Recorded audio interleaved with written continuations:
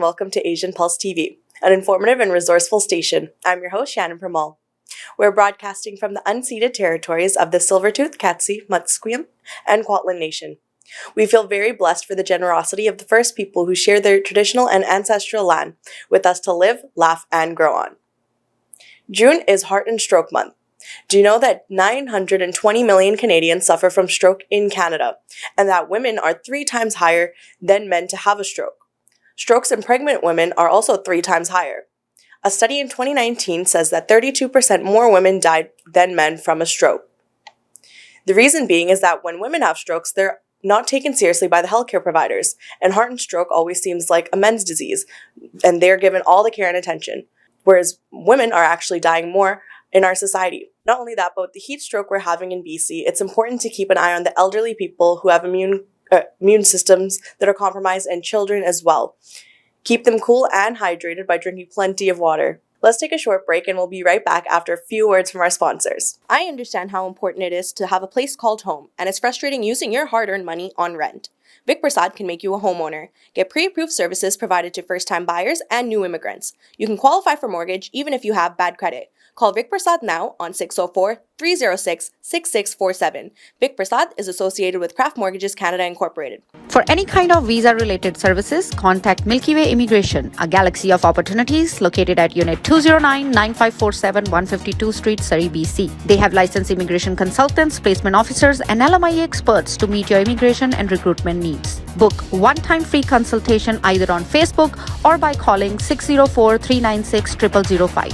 Bollywood Banquet Hall and Conference Center, located at Pyle Business Center at 201-8166 128th Street in Surrey. No celebration is too small to accommodate you. They have newly renovated 2 halls to serve you, up to 1,000 guest capacity, top-notch chefs to delight you with delectable and heavenly cuisine. So just call Bollywood Banquet Hall at 604-598-2700 for your events. Venisi Mobile Detailing Services. They offer commercial trucks, cars, SUV, boats, bikes, RVs, and much more. Just give them a call at 778-808-2859. Just give them a call at 778-808-2859 and they will do all kind of services at your home. Hello and welcome to Asian Pulse.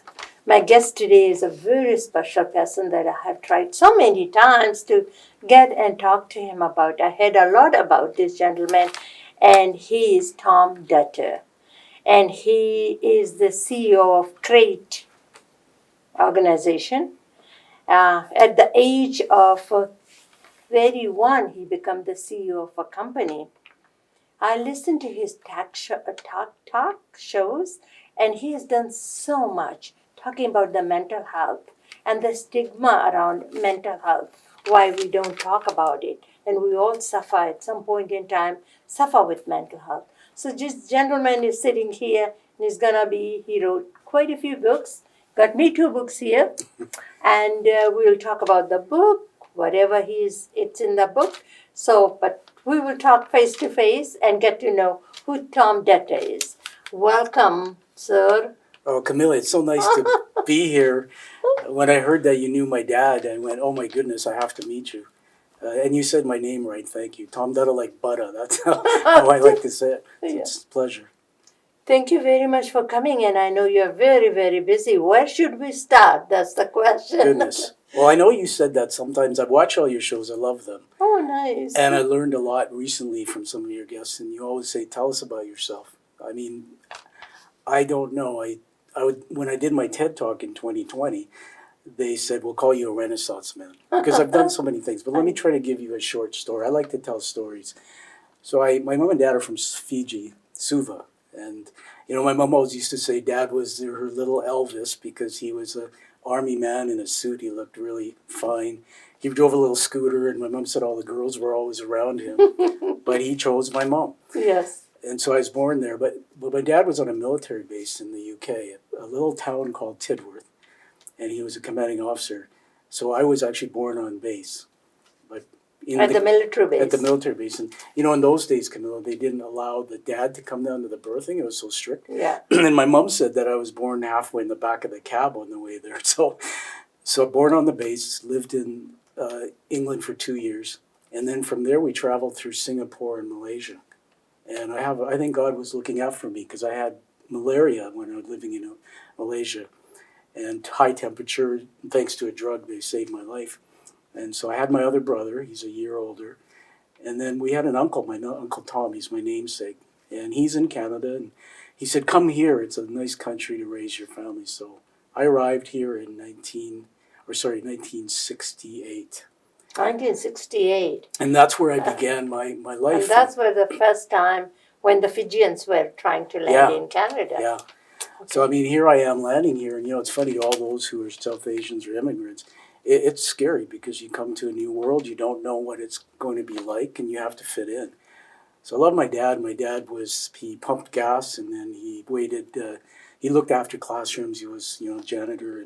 And then he got his electrical ticket. He became an apprenticeship journeyman, and then he became a teacher at BCIT. Mm-hmm. So during those times, life was hard, and I know this is part of the mental health conversation. But my father in the military, when he entered the military, he didn't drink, he didn't smoke, but then he had difficulty. He became a very bad alcoholic. In fact, he was so violent when he drank, it was very tough. So he raised my brothers and I and my mom. We grew up in a home full of violence, I called it torture. I wrote about it in my first book. And I have to say there's many in the community who have stories like mine.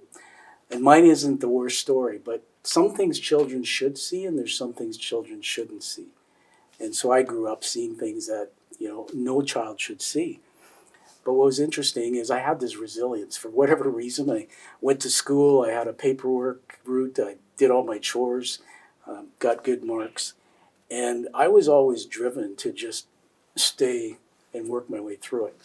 So I remember I used to go home after school and I had my room and my TV and I lived in there. My dad didn't come home till maybe 1 or 2 in the morning. And he was in the military still, in the Canadian Forces. Mm-hmm. And so at age 12, he and my mom divorced. Just things didn't work. And I think my mom struggled with depression most of her life. And there was a lot of hurt to the family. So I have 2 brothers. And, when my dad was drinking, it was more... You were the third one then? I was the middle. Okay. So for all those in the South Asian community, I have to take these glasses off. I have another story about a brain injury I had. And so I can't process light. I wear these. Yeah. Somebody called me Bono the rock star the other day. But I just wanted to tell the audience that the way to the soul is through the eyes. For me, these are the escape hatch. So my dad left home, and you know how I found out? He wrote us all a letter. And it was 7 pages, and he poured his heart out. I wish I still had the letter, and he was gone. And so for many of the children in the world who grew up without fathers, you don't know how that's going to be. So I went into the workplace, and at age 21, I became a manager. At age 31, a CEO, a chief executive officer. And I've worked in 5 sectors, so financial services, telecommunications. I spent 10 years in mental health, working on a board to bring in access to mental health services. And then I decided to work as an independent executive, and I would go in and help business owners grow their companies. So this whole journey, Camilla, was about success for me. But you ever get to that point sometimes, or to the audience, where you get the awards and you're doing well, but something seems to be missing inside? Yes. And this is what I heard talking on your show. Mm-hmm. And what that really was for me is I was broken inside. There was something missing. So I brought something I wanted to just have fun and show you to your audience. I'm a storyteller, everybody. So I had this made as a theatrical mask. It was made in Hollywood, and they make them for Hollywood movies. And I worked with a fellow for 3 months, and he said, let's make a mask that's about your personality. So I'm just going to put this on and show you. I have 3 parts to my personality, but this is there's the mask we play, the mask we are, and the mask we have in common. Yeah. So I brought this today to show you the mask of who I really am. Wow. Mm-hmm. I am fear. I am fear. What most people don't realize is inside my brain, I see the world through danger. But then I am determination. On the outside, people see me as this successful human being, this business leader. Businessman, yeah. And so what I wanted to use that for is to show you that I've spent over 15 years studying human brain and science and personalities. And when we're children, as our brains develop, if we go through a period, what they call it maltreatment. And maltreatment can be as simple, Camilla, as you say, mommy, daddy, and your mom and dad are always busy and they ignore you. So your brain can develop a story that you're not important. Mm-hmm. Or maltreatment Or can they be, don't have time for they it. don't have time. Or it can be the extreme where, as I heard on your show, there's alcoholism and there's things in the community, in the home. Mm-hmm. So what happened is I started doing all this work to learn, and then I created a company called Create, and that's the company that you introduced me. And because I had this something missing, I kept seeking and seeking, and they call that a seeker. So when somebody doesn't know what's missing, usually they go and they do different things. They'll take a course, they'll go talk to a mentor. And like me, I started getting on airplanes and traveling to the United States and seeing business mentors. I even went into direct sales, selling natural health products. But it wasn't until I started learning about personality science in the brain that I discovered that there was something not right about the way my brain saw the world because of my childhood. I created the company, and a lot of people ask me to explain that, and I can't explain it without drawing a picture. So if you, for example, take a truck, a platform, a flatbed truck like this, and then you put things in the back of it. So Create would be the first thing. It's an education company. Mm-hmm. So what I did is I created 8 different programs. These are half-day workshops to teach people how to communicate effectively, or to teach business leaders how to get more out of the relationships with their people. You see, when I was in business, I would have people in the room sometimes, especially when I became a CEO, and I felt fearful. And sometimes people had bad attitudes or they're raising their voices. And whatever my brain was seeing inside the fear, and it was projecting on the outside. And what was on the outside wasn't necessarily the fear. I started meeting a lot of great business people, and some were dealing with stress and others weren't. So I was curious. So some of the programs I teach is how to help people understand how they see the world. Who they really are. I use personality science, I use other tools. And then after launching the company, I wrote a book. And if I can just show your audience, everybody, I signed a copy for Camilla. I'm so proud of this book. It's called The Way of the Quiet Warrior, and in 2017 I wrote it. And it's a combination of business and what I call stories. Okay. So there's 6 chapters of stories and the rest are business. And the business is all the coaching program that I created to help people go from being stuck. Maybe you have mental illness. Maybe you feel you don't know what you want to do with your life. Maybe you were hurt before by somebody. To be able to create the life you want, understand who you are, and then come out this side maybe with a better, happier life. Chapter 3 is called The Boy. Okay. And chapter 3 really It is about speaks about me and my you. father. Oh, okay. My dad's name was Ashok Chandra Dutta. My middle name is Ashok, so I'm so proud of it. Yeah. When I wrote the book, I didn't tell my parents, and I gave it to my mom because the parents were divorced. And my mom read it, and I said, don't call me until you've read it. She called me, and she said, I loved it. But she said, it's hard to read. So what I decided is our community, the next generations, we need to start talking about these difficult subjects. And they say about mental illness, they say, start a conversation. Well, how come I was always afraid to talk about what was going on in my life? So I think the next generations we have this canvas, this blank canvas where the next generations can create the future. We can create our new beliefs, and our brains can do that. So here's what happened. I left a copy of the book at my mom's for my dad, and my dad picked it up, and she said this. She said, Ashok, before you read it, I'm going to tell you it's going to be hard to read. So he read it, and remember, I hadn't seen him for most of my life. And it was just before he died. I think God told me, you need to get together with your dad. And I had coffee at Starbucks. It's in New West. Yes. I know where that is. You know where that is, and you live Because I close live to in the that. neighborhood, yeah. So I want to tell everybody that day it was like I It's remember next to that pharmacy. Yeah. I walked into that Starbucks, Yeah. and I opened the door, and it's like psh, the smell of coffee. And I started walking across, and you see a barista says hello, and I said hi, and I was so nervous, and I said I'm going to sit over here, and I chose a table across from the bar. And I remember I was melting into this emotional puddle. I didn't know what I was going to say. I hadn't seen my dad since I was 12. I just remember a letter he wrote. So how long ago was it before he passed away?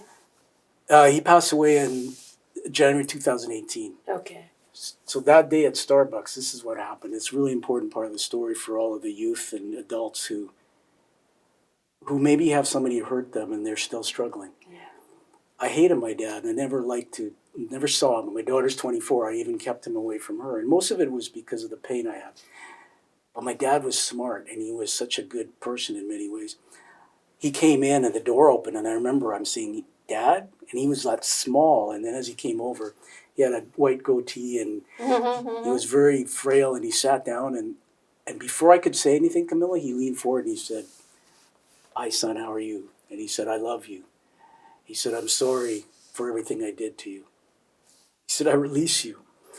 And I still can't cry. I have to work on why that is. But he was this man that just poured his heart out. And then I remember I didn't know what to say to him. And he says, I love your book. And he said, I give you permission for the rest of your life. I want you to pass out your book, tell the story. So my dad gave me the permission to talk about our family, to talk about the difficult times, the strife in the house, but also the good times. So we get to a point in the conversation, and I want to teach the audience one thing. If somebody's hurt you and you haven't forgiven them, you need to do that. Forgiveness isn't about forgiving the bad behavior. It's about freeing them so they can move on and freeing the pain from yourself. So I asked my dad one question. I said, Dad, tell me about grandfather. Tell me about, I only met grandmother. I never met him. Was it Nana? Nana? Yeah. Nani? Okay. And I listened, and you know what? My dad was an alcoholic. And my dad started describing his life, and I went, oh my God, that is the life you brought into my home. See, so my dad was a good person, but his brain, and the brain actually changes as we're given thoughts from the outside world.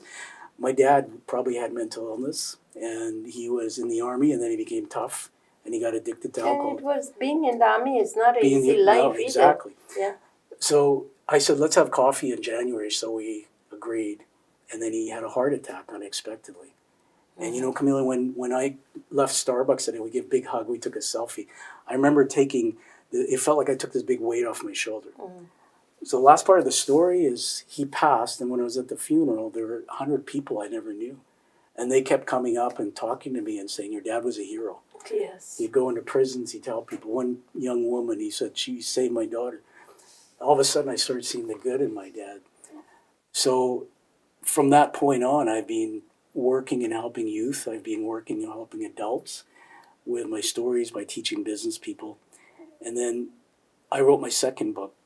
But the last part of the story, you know, God says life's not straight up. I thought, Dad's dead. I'm free. He's free. I'm happy. My business and everything's going good. I've been married 28 years. I have a 24-year-old daughter in engineering school back east. I thought, what could go wrong? And somebody said, you want to do the ride to cancer? And I carry this in my pocket. I'll show your audience. This is my medal. So if you've ever done it, it's 224 kilometers on your bike. Yeah. So a friend of mine's an engineer, and I had coached his executives before, and his daughter died from leukemia. I didn't have a bike. He says, you want to ride? I said, sure. I borrowed a friend's bike, and I trained Camila. It was hot summer. And I remember training, doing my first 100 kilometer, they call it a century ride. I went, yes. August 26th, we're at the Cloverdale Fairgrounds. There's 1,500 bikers. And half of them had yellow flags. And they started the announcement. They said, look around, and all those yellow flags, they're people who have either on chemo or they've gone into remission. And I went, oh my God, these people are riding for cancer. Yeah. I do the first 100 kilometer. We arrive in Chilliwack. I feel good. I go to have a shower at night. I slipped in the bathtub, and I fell backwards and broke my fall of my head. And I cracked the tub, and I also hit the back of my head on the lip of the tub. Well, that was August 2018, and since then I've been battling a serious brain injury. If you knew me then, I couldn't walk straight. I couldn't speak. I have slowness in my thinking. And what they've just diagnosed is that a few years ago I have photophobia, so I'll never be able to take these off and normally deal with light. The second part is my eyes don't move from side to side. You don't know that, but they don't converge, and they don't know if they can fix it. So it takes a lot of energy for me just to do things. But I want to tell everybody that I carry this in my pocket because I stubbornly didn't know what had happened. I got back on the bike the next day and I finished the ride. I was chewing Tylenol and they got mad at me. They said, don't do it. and I finish. And every time I'm down on myself about life, when So you're how far did you ride from there, Chilliwack? 225 kilometers total.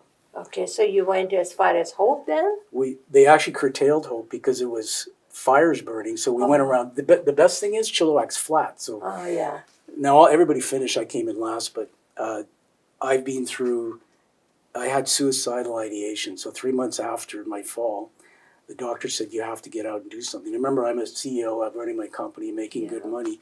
It went to zero. I couldn't work. I went to Costco for 2 years as a night stalker, and banging my body, losing a lot of weight, and then 1 year waiting tables and serving pizza, all the time, using everything I knew about the power of my brain. I learned. They put me in therapy for anxiety, for depression. They also put me in the Surrey Neuroplasticity Clinic, and through teaching my brain how to behave different, taught me how to walk straight and all these things. We don't have enough time here to go into the next part of the No, story. I think we can make a 2 session. It's fine. Yeah, but Because I think this is important. But I want to end, if I can, just Yeah. with one thing. That everybody, I brought my friend here. That's my brain. Yeah. And when we're born, we have the power in the brain to be able to change the way we think, and not only change the way we think, but understand about how we can create happy thoughts. And if you believe in yourself and you believe that anything's possible, you can do anything. So when they tell me now, Tom, they told me you never worked the same way again. Here I am. So when you're talking about brain injury, you had a cut in the back or something when you fell on So the when I hit the back of my head, the vision center's inside the brain there. Oh. It broke the part of the vision center. Oh. And when I hit the top, which is where I cracked the tub itself, that created all the deficits, and I couldn't stand up and balance in my vestibular system. All that was messed up. But the beautiful thing is I was suicidal. I had thoughts of suicide. If you watched my TED Talk, I acted that out. And everybody, I'd love it if you see it. I did watch it, yeah. But I even went through marital therapy for my marriage because my wife couldn't deal with my mental illness. All of that, what I did was I took the top 10 skills to create happiness and I put them in my new book, which is this one. It's called The Quiet Warrior Teaches Genie. It's fully illustrated. And that just came out. And so I'll finish by saying this, that I'm spending the rest of my life now teaching my dad's story. I love my dad. He was such a good man. It's only when I made peace and I started learning about his father and these things that I started seeing the good and how great a man he is. And all of you out there, we respect and love our parents, but you have to tell your story, and we have to have people get help. I think I'll stop there. Oh my goodness. And this is just like a tip of the iceberg. When I'm listening to you, this is just the beginning. Yes. And we may end here for today, but I want you to be back. I want I'd you like to to come back. continue. I'd like I to want come you to continue. There's so much, I would say, there was so much pain as well as so much we can learn. But the people that are watching you, the kids, or half the marriage end up in divorce in this country and all that. And you are looking through the eyes of a child, what divorce does to the parents and all that. When your father, and then good that you met with your dad. And I know your dad. He used to do so much community work in the Fijian community. Everywhere I went, he's always there. That's right. And he did so much. So we should never be forgotten. But maybe. And that's the part of the story, I think, that being with you, I can't explain it to your audience, but I feel this feeling now of my dad in the room. And so I can learn from you. But the part of that's exactly true, because I never saw my dad most of my life. I didn't know all the good. And I think everybody else know about your dad more so much more than you do. So now it's my time to learn from your stories. Yes. I think with that, we will end today, but we'll definitely get you back. And then we'll continue where we left off. I like that. Thank you. How about that? Thanks you so Camilla. much. Thank you, sponsors. Now we have in our studio Monita Sundardan, who is in our studio to talk about prostate cancer. She is a provincial program manager for prostate cancer supportive care program at the Vancouver Prostate Center. Please have a look. Thank you, Monita, for sharing this valuable information with our viewers. Now we have some announcements that you would like to note down, so have your pens and paper ready. June 21st is the longest day of the year in the Northern Hemisphere and declared as Yoga Day. Yoga is a physical, mental, and spiritual practice which originated from ancient India. The Indian Prime Minister Narendra Modi declared June 21st as International Yoga Day. Watch out for yoga locations in your city and participate in yoga. Yoga raises awareness about the benefits of mind and body practice. Flamingo Paradise Events, in collaboration with Showman Entertainment, is presenting a stand-up night comedy club at the Indian Club on May 27, Saturday. Richmond Night Market is open now on every weekend until the end of September. They have cuisines from all over the world, so be sure to go and try out the different types of foods and support the Richmond Night Market. Father's Day Walk and Run is taking place on June 18th, starting at 10 a.m. at Burnaby Lake. This is their 25th years of celebration of fundraising for prostate cancer for men. For more information, you can go to their website at www.fathersdayrun.ca. If you missed our show, you can watch it again tomorrow night at 8:30 p.m. and again on Saturday at 5:30 p.m. on Shaw Cable. All of our shows are also uploaded on YouTube under Asian Pulse TV. Please watch and share. Asian Pulse also brings 3 other shows every week. Fiji in Focus you can watch on Tuesdays at 10 p.m., Thursdays at 2:30 p.m., and Sundays at 4 p.m. The Camilla Singh Show on Mondays at 10 a.m. and again on Sundays at 5:30 p.m. And BT Vibes TV on Thursdays at 10 p.m. and again on Sundays at 4:30 p.m. All shows are uploaded onto YouTube channels as well. Before I leave, I'll leave you here with these thoughts. Choose people who choose you. Ask how you are. See you. Let you be you. Feel good to your nervous system. You can breathe easily around. You don't need to perform for. Are good for your mental health. Want to see you win. Don't try to control you. Bye, Sasha Tazi. Have a great week, and with that being said, we'll see you all next week. I'm your host, Shannon Pamal, signing off.